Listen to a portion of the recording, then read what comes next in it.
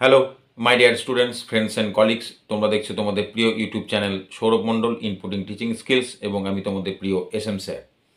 আজকে আমরা বেশ কয়েকটা প্রশ্নের উত্তর জানার জন্য আমরা উপস্থিত হয়েছি এবং তোমরা এই প্রশ্নগুলির উত্তর এখান থেকে পেয়ে যাবে। সেটি হলো বিএড যে কোর্স চলছে তার ফার্স্ট সেমিস্টারের কোর্স নাম্বার 1.1.1-এর যে ফার্স্ট হাফ, অর্থাৎ চাইল্ডহুড অ্যান্ড গ্রোয়িং আপ, এই পেপারটির যে ফার্স্ট হাফ, সেখান থেকে আমরা অনেকগুলি প্রশ্নের উত্তর খুঁজে নেওয়ার চেষ্টা করব এবং সবগুলোই একজন শিক্ষকের প্রেক্ষিতে, অর্থাৎ টিচার্স পয়েন্ট অফ ভিউ থেকেই আমরা এই উত্তরগুলোকে জানার চেষ্টা করব এবং আগামী যে প্রফেশনাল এথিক্সগুলোকে সেগুলোকে আমরা জেনে নিতে পারবো।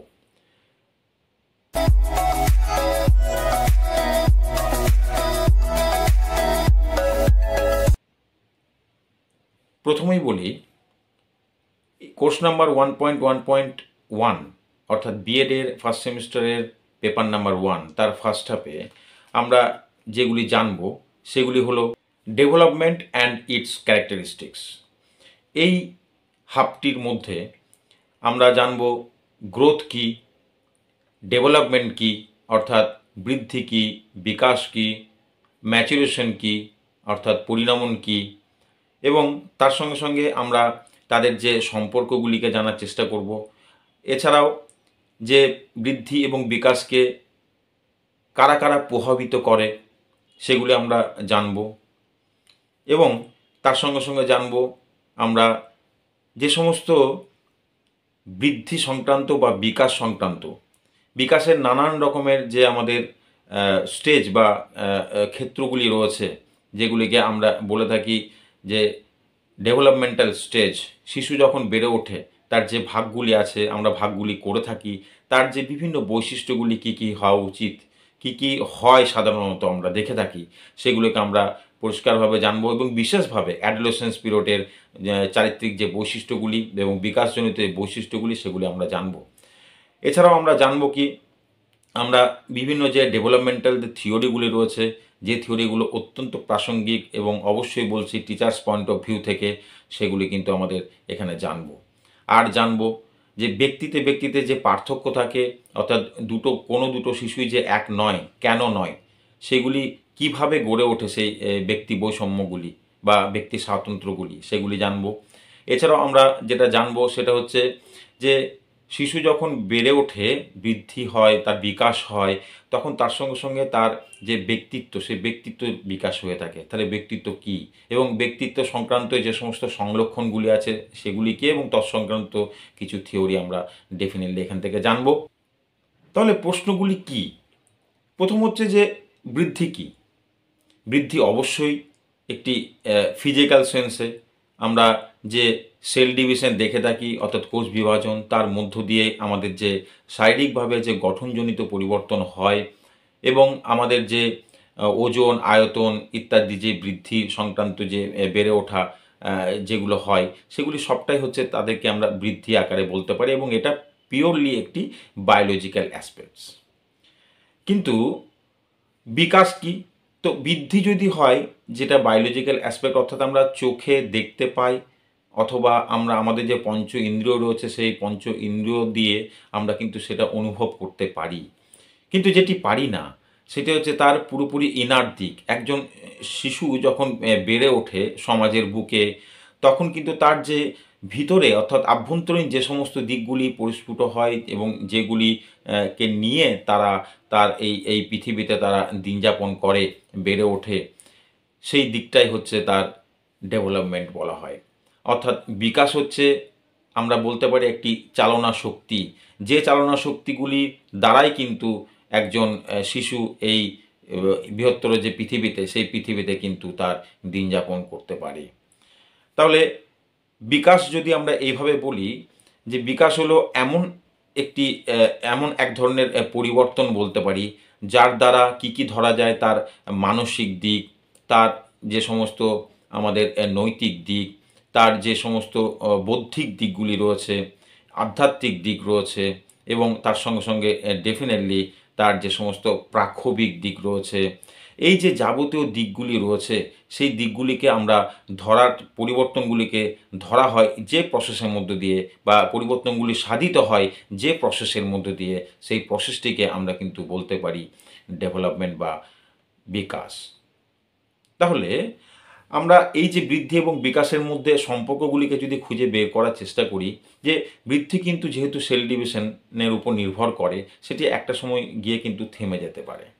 অর্থাৎ বৃদ্ধি কিন্তু আমরা আজীবন চলতে পারে না, কিন্তু বিকাশ আজীবন ধরে চলতে পারে। তো বৃদ্ধিও এক ধরনের বিকাশ। সেখানে কি বিকাশ? সেখানে ডেফিনেটলি সেটি হচ্ছে তার শারীরিক বিকাশ হিসেবে আমরা বলতে পারি। এবার চলে আসি পরিণমন। পরিণমনের উত্তরটা আমরা খুঁজে বের করার চেষ্টা করতে পারি। পরিণমনও কিন্তু একটি প্রসেস, যার দ্বারা একজন তার ম্যাচুরিটিতে পৌঁছায়। অর্থাৎ যে প্রসেসের মধ্য দিয়ে একটা যে ম্যাচুরিটি স্টেট বলে আমরা যেটাকে বলে থাকি, সেই ম্যাচুরিটি স্টেটে পৌঁছানোর যে প্রক্রিয়া, সেই প্রক্রিয়ার নাম হচ্ছে পরিণমন। তো এই এই যে জায়গাগুলি যখন আমরা আলোচনা করছি, আমাদের দিক থেকে আমরা যখন জানার চেষ্টা করছি, তখন আমরা জানব যে বিকাশ সাধারণত, যে সমাজের বুকে একজন যখন শিশু বেড়ে ওঠে তখন তার বিকাশ সাধিত হয়, তাহলে ডেফিনেটলি সেগুলি প্রভাবিত হয় কিসের দ্বারা, আমরা সেগুলো একটু জানার চেষ্টা করি। প্রথমেই বলি, বিকাশ সমাজে যে দারিদ্রতা রয়েছে, অর্থাৎ পোভার্টি, এই পোভার্টির দ্বারা কিন্তু বিকাশ অ্যাফেক্টেড হয়, প্রভাবিত হয়। যদি তার পোভার্টির মধ্যে থাকা কোনো শিশু, তার মধ্যে নানান রকমের কি থাকে, না পাওয়া থাকে, অর্থাৎ তার খাদ্য, পুষ্টি, তার বেড়ে ওঠার জন্য যে সমস্ত ন্যূনতম যে সমস্ত চাহিদাগুলি থাকে, সেগুলি যদি তার পোষিত না হয়, তাকে যদি সেই ধরনের কিছু সাপ্লাই আমরা না দিতে পারি, সমাজ যদি না দিতে পারে, তাহলে তার ডেফিনেটলি তার বিকাশ কিন্তু সেরকমভাবে হবে না। এছাড়াও ল্যাক অফ অপরচুনিটি। অপরচুনিটি হচ্ছে যেটাকে বলি আমরা সুযোগ, অর্থাৎ আমরা চলতে চলতে আমাদের যে সময়ে যেটি করা উচিত, বা যে সময়ে আমার কিছু করতে যাব, তার একটি সেই ইচ্ছা অনুযায়ী আমার কাছে চলে এলো সেই পথ, সেই পথটাই কিন্তু আমাদের কাছে সুযোগ। তো সেই পথগুলো যদি আমাদের কাছে ওপেন না হয়, আমাদের কাছে না আসে, তাহলে কিন্তু আমাদের বিকাশ সাধিত হবে না। বিকাশ সাধিত হয় তার নানান পথে সে যখন হাঁটবে, যাবে, আসা যাওয়া করবে, তার মানে হচ্ছে সেখানকার মধ্য দিয়ে, সেই অভিজ্ঞতার মধ্য দিয়ে যখন সে যাবে, সেই অভিজ্ঞতাটিই তার কিন্তু বিকাশ সাধন করবে। তো এগুলো যদি বন্ধ হয়, এগুলো যদি কমে যায় তার জীবন থেকে, অর্থাৎ ল্যাক অফ অপরচুনিটি দ্বারা কিন্তু বিকাশ ব্যাহত হতে পারে। এছাড়াও এরপর চলে আসি ডেপ্রিভেশন, অর্থাৎ বঞ্চনা। শিশু যদি চারিদিক দিয়ে বঞ্চিত হয়, সেই বঞ্চনাটা অবশ্যই স্নেহ, ভালোবাসা, মায়া, মমতা, তাকে যে লালন পালন করা, সে জায়গায় যদি বঞ্চিত হয় সে, অথবা তার যে সমস্ত কেয়ার করার দরকার বলে আমরা মনে করি, এবং তাকে যদি যেগুলোকে আমরা সমাজ তাকে দেওয়া উচিত, কেননা শিশু যখন তার তো নিজের ইচ্ছায় তো শিশু এই পৃথিবীতে আসেনি, তাহলে সেক্ষেত্রে শিশুকে লালন পালন করা রাষ্ট্রের দায়িত্ব। প্রথমেই দায়িত্ব আসে পরিবারে, তারপরে আসে কিন্তু বৃহত্তর সমাজের। তো সেখানে যদি তাকে পদে পদে বঞ্চনার শিকার হয়, অর্থাৎ যেটা সে চাইছে সেই জায়গা থেকে সে কিন্তু সেটা পাচ্ছে না, তাকে সরিয়ে দিয়ে অন্য কাউকে সেই ধরনের দিচ্ছে, অর্থাৎ এই ফারাকগুলি যখন তৈরি হয়, তখনই তাকে বঞ্চনা করা হয়, এটাও ধরে নেওয়া হয়। তো এই বঞ্চনা কিন্তু তাকে তার বিকাশকে, স্বাভাবিক যে বিকাশ, সেই বিকাশের গতিকে কিন্তু স্লথ করে দেয়, অর্থাৎ ডিরেক্টলি আমাদের এই ডেপ্রিভেশন ডেভেলপমেন্টকে অ্যাফেক্ট করে। এবার যেটা চলে আসি, সেটি হলো ডিসরাপ্টেড ফ্যামিলি, অর্থাৎ যে বিপর্যস্ত পরিবার আকারে যেটাকে আমরা বলি। পরিবার মানে হচ্ছে একটি বন্ধন, সেই বন্ধনের মধ্যে রয়েছে অনেকগুলি মানুষ, অনেকগুলি জেনারেশন। তো তাদের মধ্যে যদি স্বাভাবিক সম্পর্কের ব্যাঘাত ঘটে, এবং মা বাবার মধ্যেও সম্পর্কে যদি ব্যাঘাত ঘটে, এবং অবশ্যই সেই সম্পর্কের ব্যাঘাত ঘটার যে সমস্ত ঘটনাগুলি, সেগুলি ওই শিশুর চোখের সামনে ঘটতে থাকে। পরিবারে যদি এই ঘটনা ঘটে, তাহলে শিশু চোখের সামনেই ঘটবে, তাই না?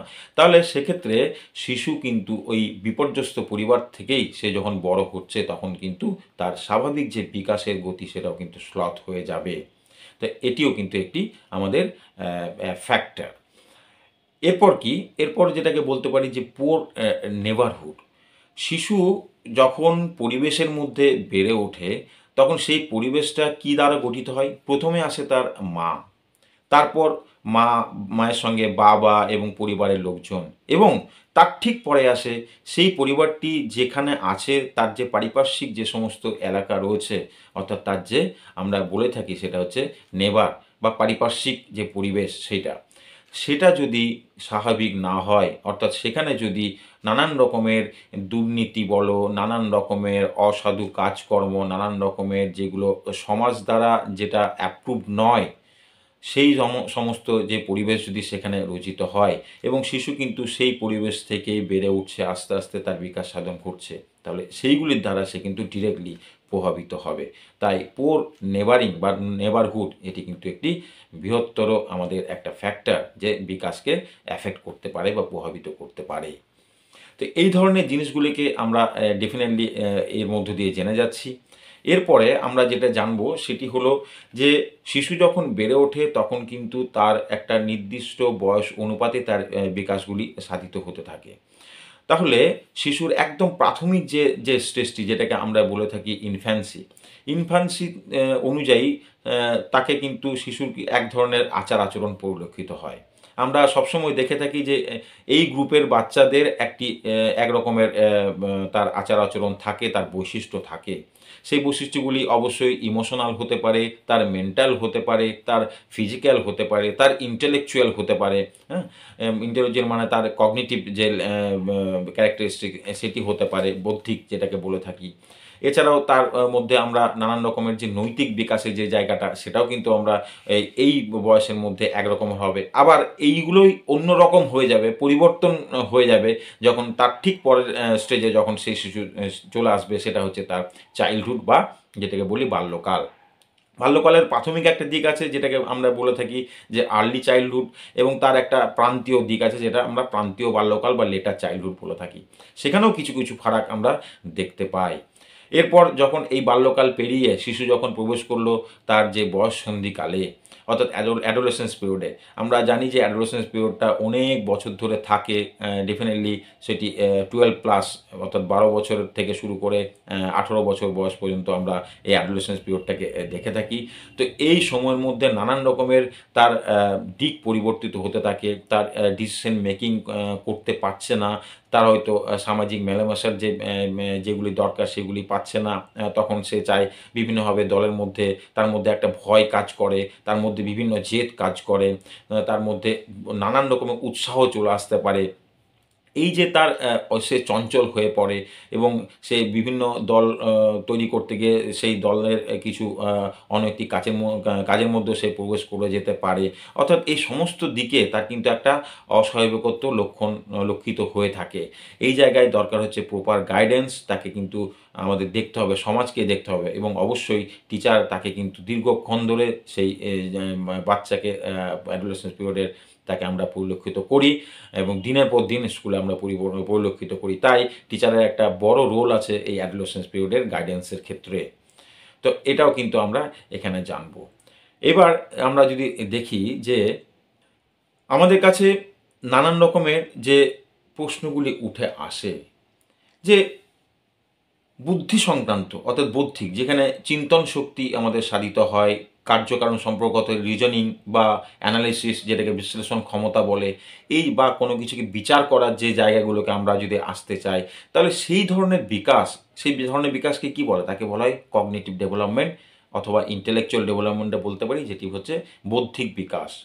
এই বৌদ্ধিক বিকাশ কিভাবে সাধিত হয় এই সংক্রান্ত একটি আমাদের সূত্রও বলতে পারো বা একটি তত্ত্ব বলতে পারো। সেই তত্ত্বটি দিয়ে গেছে যেটি হচ্ছে পিয়াজেস কগনিটিভ ডেভেলপমেন্টাল থিওরি, অর্থাৎ পেঁয়াজের যে বৌদ্ধিক বিকাশ তত্ত্ব, এই তত্ত্ব থেকে আমরা কিন্তু দেখতে পাই বা বুঝতে পারি যে বুদ্ধি সংক্রান্ত যে বৌদ্ধিক বিকাশ সেটি কিভাবে সাধিত হয় জন্মের পর থেকেই শুরু করে বিভিন্ন বয়স অনুপাতে তার যে পরিবর্তনগুলি দেখতে পায়, তার যে বিভিন্ন বৈশিষ্ট্যগুলি পরিলক্ষিত হয়, সেগুলিকে পেঁয়াজে 4টি ভাগে ভাগ করেছে। এই 4টি ভাগে ভাগ করে তিনি বোঝাতে চেয়েছেন যে তার বিকাশ কিন্তু এভাবে স্টেজ অনুযায়ী হয়ে থাকে। প্রথম স্টেজে একরকমের বিকাশ সাধিত হবে বৌদ্ধিক বিকাশ, দ্বিতীয় স্টেজে একরকম, তৃতীয় স্টেজে একরকম, চতুর্থ স্টেজে একরকম। এছাড়াও আমরা এখানে যেটি জানবো সেটি হচ্ছে মোরাল ডেভেলপমেন্ট থিওরি, যেটা কোহলবার্গের। তিনি কিছু ডিলেমার কথা বলে গেছেন যে আমরা নৈতিকতা বা নীতিবোধটা আসলে কি। এটি কিন্তু কোনো স্ট্যাটিক নয় যে চিরকাল একই থাকবে বা সবসময়ের যে পরিস্থিতি অনুযায়ী একই থাকবে তা কিন্তু নয়। কিন্তু সেখানে দাঁড়িয়ে আমরা কতটা দৃঢ় চেতনা মানে ভাব রয়েছে আমাদের, আমরা কিভাবে সেই ধরনের পরিবর্তিত পরিস্থিতিকে সামলে নিতে পারবো এবং আমাদের সাপোর্ট করবে যে নীতিবোধগুলি, সেটি যদি স্ট্রং হয় তবে কিন্তু আমরা সামলে উঠতে পারবো। তিনি কয়েকটা ডিলেমার কথা উল্লেখ করেছেন। যেমন ধরো কেউ খাবার খায়নি একদিন বা তারপর 2 দিন, তারপর 3 দিন, চতুর্থ দিন কিন্তু সে কি করবে, সে অন্যের কাছ থেকে খাবার যদি দেখে সেটি কিন্তু ছিনিয়ে নেবে। তাহলে কি সেটি ঠিক করবে? দ্বিতীয় হচ্ছে তার মা অসুস্থ, তার কাছে পয়সা নেই, মৃত্যু পথযাত্রী মা। সেক্ষেত্রে যদি তার মাকে বাঁচাতে চায় তাহলে তার কাছে পয়সা বা টাকা নেই, রিসোর্সটা নেই, তখন সে অন্যের কাছ থেকে সে কিন্তু ছিনিয়ে নিয়ে ওষুধের দোকানে গিয়ে ওষুধ কিনে মাকে বাঁচানোর চেষ্টা করবে। তো এইরকম এটা এক দুটো এক্সাম্পল বলা যেতে পারে, এইগুলোকে ডিলেমা বলা হয়। এর মধ্যে দিয়ে তৈরি হয় আমাদের একটি দ্বন্দ্ব। সেই দ্বন্দ্বগুলোকে কিভাবে আমরা কাটিয়ে তুলতে পারবো, কাটিয়ে তোলার জন্য আমাদের নীতিবোধটা কিন্তু আমাদের গড়ে তুলতে হবে। কোহলবার্গ কিন্তু এই মোরাল ডেভেলপমেন্ট থিওরিতে সেইগুলির আমাদের দিয়ে গেছে আমাদের সামনে তত্ত্ব আকারে। এছাড়াও আমরা যেটা জানবো যে এরিকসনের সাইকো সোশ্যাল ডেভেলপমেন্ট থিওরি, অর্থাৎ সোশ্যাল ডেভেলপমেন্ট, আমরা তো বুঝতেই পারছি যে সামাজিক বিকাশ, সমাজের মধ্য দিয়ে যে বিকাশ সাধিত হয় সেখানে সমাজের একটা ভূমিকা থাকছে এবং সেই প্রক্রিয়াটাকে আমরা সামাজিকীকরণ বা সোশ্যালাইজেশন বলি। তো যখন পরিবারের মধ্যে বেড়ে উঠছে, তারপর আস্তে আস্তে বৃহত্তর সমাজের মধ্যে দিয়ে যাচ্ছে, সেই অনুযায়ী তার যখন বিকাশ সাধিত হচ্ছে, তখন শিশুর মধ্যে এখানেও দ্বন্দ্ব তৈরি হয় যে এটা করব কি ওটা করব, এটি ঠিক না ওটি ঠিক, ওকে বিশ্বাস করব নাকি ওকে অবিশ্বাস করব, ওকে ভালোবাসবো নাকি ঘৃণা করব। এই যে সমাজের মধ্যে যখন সে বেড়ে উঠছে তখন কিন্তু এই ইহা এবং উহা, এটি অথবা এটি, এই দুটির মধ্য দিয়ে ব্যালেন্স করে কি করবে, সঠিক ডিসিশনটা সেই সময় কি করবে, তার মধ্য দিয়েই কিন্তু সমাজে তার বিকাশ সাধিত হয়। অবশ্যই এর মধ্যে সাইকো কেন কথাটা জড়িত হচ্ছে, যে মন তাকে বলবে যে কোনটা কি করা উচিত। তো এই জায়গাটা কিন্তু ফিজিক্যালি হয়তো সে কিন্তু চাইতে পারে যে ওটি করবে, কিন্তু মন তাকে সেই জায়গা থেকে সমাজের নিরিখে তাকিয়ে তাকে কিন্তু বিচার করতে বলবে যে কোনটি ঠিক কোনটি ভুল, সেভাবে এগিয়ে যাওয়া। এখানে কিন্তু এরিকসন দ্বন্দ্বের মধ্য দিয়ে আমাদের দেখানোর চেষ্টা করেছে সাইকো সোশ্যাল ডেভেলপমেন্ট থিওরিটি কী। এরপর আরেকটি আমরা এখানে থিওরি পড়ব, সেটি হচ্ছে যে psychosexual development theory of Freud. Freud বলতে চেয়েছেন যে অবশ্যই আমরা যেহেতু ম্যান ইজ সোশ্যাল অ্যানিম্যাল, তো অ্যানিম্যাল আমরা অবশ্যই অ্যানিম্যাল, তা আমরা সমাজবদ্ধ জীব বলতে পারি। তো সেই প্রতিটি জীবের, অর্থাৎ যে প্রাণীদের, তাদের যে স্বাভাবিকত্ব রয়েছে সে স্বাভাবিকত্ব অনুযায়ী প্রাণী আমরাও, যেহেতু আমাদেরও স্বাভাবিকত্ব রয়েছে, নেচার তাদের যা বৈশিষ্ট্য আমাদের তাই থাকবেই থাকবে। কিন্তু সেটি সচেতন মন এবং অবচেতন মন, এই যেটা আমরা কনসাস মাইন্ড বলি এবং সাবকনসাস মাইন্ড বলি, এই মাইন্ডগুলির মধ্যে যদি আমরা ব্যালেন্স না করতে পারি, অর্থাৎ আমার মন চাইছে কিন্তু আমার সামাজিক প্রেক্ষিতটা, যেটা সচেতন মন বলে, সেটি কিন্তু আমাকে বাধা দিচ্ছে, এই ব্যালেন্সটা, এই কন্ট্রোলটা যদি আমরা রাখতে পারি, তো সেই জায়গাটাই বোঝানোর চেষ্টা করেছে আমাদের সাইকোসেক্সুয়াল ডেভেলপমেন্ট থিওরির মধ্য দিয়ে, আমরা সেটি এখানে জানব। এইভাবে আমরা কিন্তু অনেকগুলি থিওরি, যেগুলি আমরা আমাদের ফর্মুলাও বলতে পারি, সেগুলি যদি আমরা টিচার্স পয়েন্ট অফ ভিউ থেকে জানি, তাহলে আমরা কিন্তু আমাদের শিশুদের সঙ্গে আমাদের ইন্টারাকশন করে আমরা এগিয়ে যেতে পারবো, লার্নিং প্রসেসটাকে এগিয়ে নিয়ে যেতে পারবো। এরপর আমরা আর কি জানবো, সেটি হচ্ছে যে ইন্ডিভিজুয়াল ডিফারেন্স সেটি কি। অবশ্যই যে ব্যক্তিতে যে পার্থক্যগুলি থাকে তাকে আমরা ব্যক্তি বৈষম্য বলে থাকি।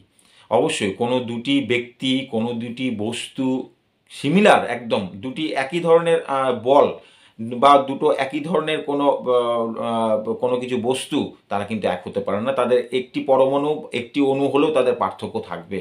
তাই এই বিশ্বে কোনো দুটি একই জিনিস হতে পারে না, তাই ব্যক্তি বৈষম্য থাকবেই। তো ব্যক্তিতে বৈষম্য, অবশ্যই তার সামাজিক বিভিন্ন সমাজগুলি থেকে তারা বেড়ে উঠছে, সেখানে তাদের বৈষম্য রয়েছে, বেড়ে ওঠাটার পার্থক্য রয়েছে।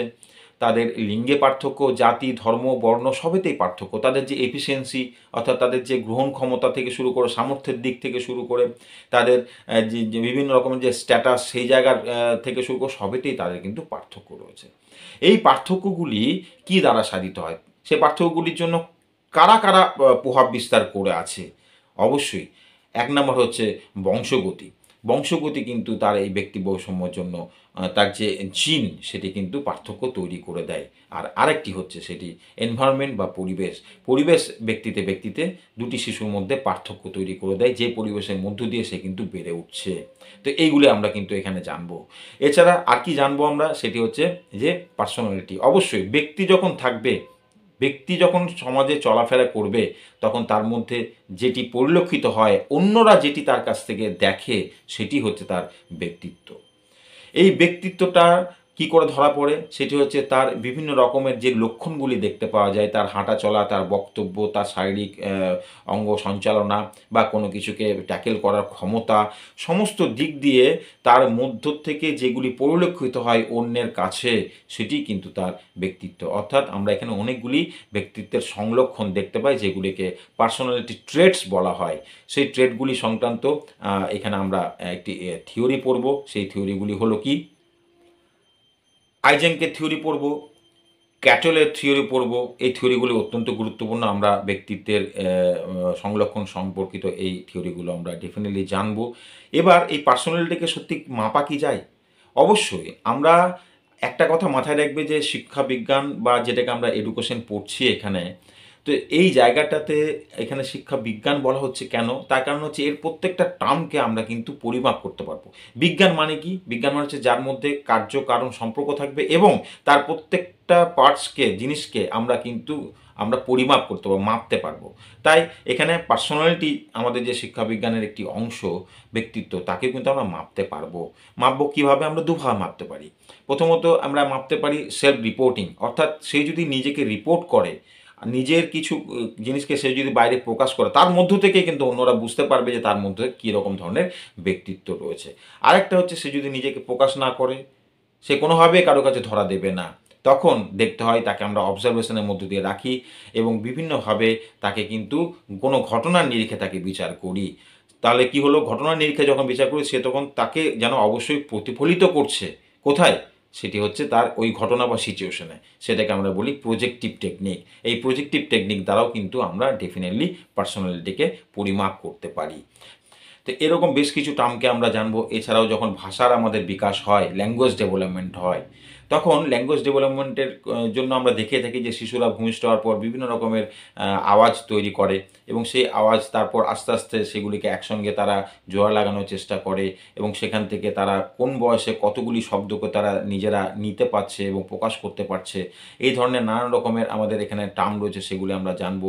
ব্যাবলিং জিনিসটা জানবো আমরা, তার সঙ্গে টেলিগ্রাফিক স্পিচ কী সেটিকে আমরা জানবো। এরকম নানান দিক রয়েছে ভাষা বিকাশের, ভাষার যে আমাদের বিকাশ হয় সেই সংক্রান্ত আমাদের বেশ কিছু টার্ম এখান থেকে জেনে নেব। তো এইভাবে এন্টার 1.1.1 ফার্স্ট হাবে আমরা জানার চেষ্টা করব লার্নারদের। এখানে মাথায় রাখতে হবে যে লার্নারকে জানতে গেলে লার্নারের বৃদ্ধি জানতে হচ্ছে, বিকাশ জানতে হচ্ছে, বিকাশের যে নানান রকমের যে দিকগুলি রয়েছে সেই দিকগুলি জানতে হচ্ছে এবং বিকাশ যে বিভিন্ন বয়স অনুপাতে হয়, যে স্টেজগুলো বলে থাকে সেই স্টেজগুলি আলাদা আলাদা করে যে বৈশিষ্ট্যগুলি সেগুলি আমাদের জানতে হচ্ছে। কেন না আমরা সেইভাবেই ডিল করব। যদি লার্নারদের না জেনে থাকি তাহলে কিন্তু তাদের সঙ্গে কোনোভাবেই তারা কিভাবে লার্নিং তাদের মধ্যে হবে সেটি কিন্তু আমরা জানতে বা বুঝতে পারবো না, অর্থাৎ আমাদের ফেলিওর চলে আসবে, সাকসেস হব না টিচিং প্রফেশনের ক্ষেত্রে। সো আশা করি আজকের ভিডিওটি তোমাদের ভালো লেগে থাকবে। তো বেস্ট অফ লাক সকলের জন্য।